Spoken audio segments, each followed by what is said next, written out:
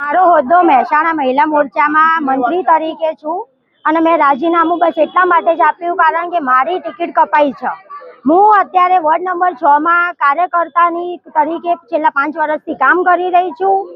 હું એકલી જ આખા લેડીઝોમાં એકલી વોર્ડ નંબર 6 માં કાર્યકર્તા હતી અને સાહેબે જગદીશભાઈ પંચાલે એમણે કીધેલું હતું કે આ વખત આ પાથરના પાથરવા વાળાઓને બૂથ પ્રમુખોને આ વખત ટિકિટ મળશે, તો આ વખત મારી ટિકિટ શા માટે કપાઈ છે એ મારે જાણવું છે। મહેસાણામાં જેટલા ટિકિટ મળી છે એમાં કેવા લોકોને ટિકિટ મળી છે?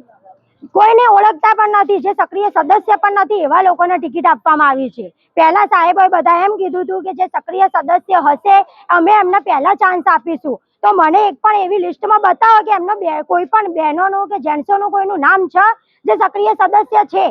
સક્રિય સદસ્ય અત્યારે હાલમાં કોઈ પણ નથી, એવા લોકોને તમે ટિકિટ આપીને બેઠા છો, એ વસ્તુ બિલકુલ વ્યાજબી નથી અને અમે સક્રિય સદસ્ય હતા। અંકિતાબેન, જે અનિતાબેને આક્ષેપ કર્યો કે પૈસા લઈને ટિકિટ બદલી દેવામાં આવી, આ બાબતમાં તમને કોઈ તથ્ય લાગે? એ મને કોઈ આઈડિયા નથી, કદાચ હોઈ પણ શકે છે અને કદાચ ના પણ હોઈ શકે છે। એ હું બરાબર પાર્ટીમાં કોઈ કામ કરવા તૈયાર નથી? કશું જ નહીં, બિલકુલ પણ નહીં। ભાજપ કે કોંગ્રેસ કોઈમાં પણ નહીં ને। કારણ શું? મારે મેં ઉમેદવારી નોંધાવી હતી, મેં એમનો વિશ્વાસ રાખ્યો હતો કે મને આ પાર્ટી આપશે, એક મોકો આપશે। એ મોકા માટે હું પાર્ટીમાં સંગઠનમાં જોડાઈ હતી। એ મોકો મારે જ્યારે ભારતીય જનતા પાર્ટી આટલી મોટી પાર્ટી થઈને મને નથી આપી રહી, તો હું બીજા પાર્ટીમાં તો શું રાખી શકું છું? કશું જ ના રાખી શકું। Thank you.